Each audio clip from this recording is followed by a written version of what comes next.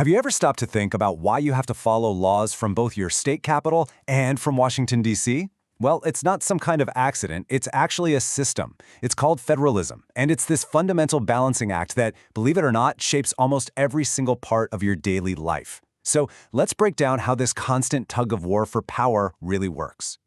So who really calls the shots? Is it the national government or is it your state government?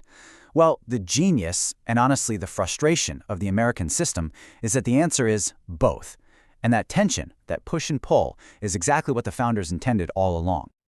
Now, to really understand why they designed it this way, we have to rewind the clock. We've got to go back to the very beginning, right after the Revolution, when the brand new United States was teetering on the edge of complete and total collapse.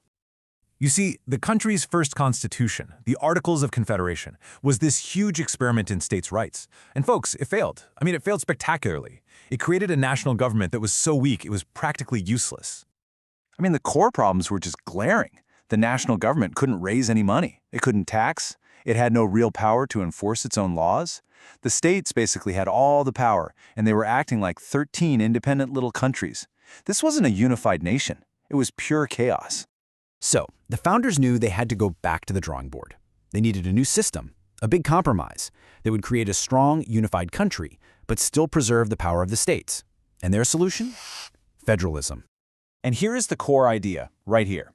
Federalism is all about dividing power. It's not an all-or-nothing game. So instead of choosing between one single, all-powerful central government or, 13 tiny ones, they created a hybrid.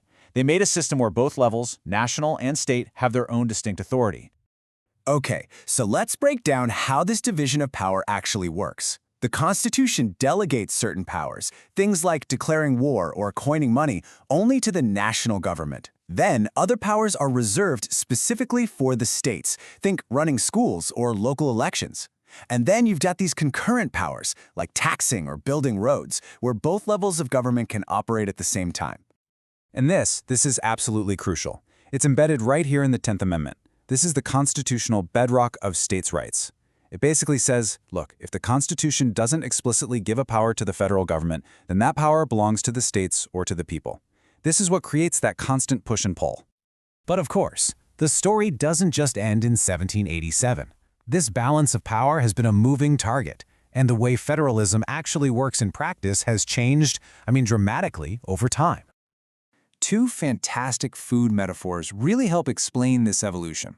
For the first 150 years or so, we had what you could call layer cake federalism. The federal and state governments had their own separate, distinct jobs, like two clean layers on a cake. They didn't really mix. But then the Great Depression hit and everything changed. We entered the era of marble cake federalism, where federal and state responsibilities got all swirled together to tackle these huge national problems. So this timeline gives us a really clear map of that journey. We went from the distinct layers of dual federalism to the mixed-up swirls of cooperative federalism, and that brings us to where we are today, contemporary federalism, which is this really complex, often competitive mix of both cooperation and tension between the different levels of government. So how does the federal government influence what the states do in this modern era? Well, the main tool is money. Lots and lots of money. This strategy has a name. It's called fiscal federalism. In short, Washington uses its massive financial resources as leverage. It offers money to encourage, or sometimes to pressure states into adopting certain policies by attaching all sorts of strings to that funding. And this is how it works in practice. The carrot is the grant money. We're talking billions of dollars for things like highways or healthcare or education. But then comes the stick. The stick is the set of conditions attached to that money. If a state wants the cash, it has to follow the federal rules. And let me tell you, this has massively shifted the balance of power toward the national government over the years. You can see this system literally everywhere. In education, federal grants often require states to adopt specific testing standards. In healthcare, a massive program like Medicaid is a partnership, funded and run by both state and federal governments. And with the environment, the federal government sets a floor for regulations, but states are always free to go higher if they want. It's a constant negotiation. Look, this isn't just some abstract theory from a textbook, okay? The system of federalism is active all around you every single day, and it comes with some very real benefits and some very real challenges. And yeah, it's a system with real trade-offs. The benefits are huge, right?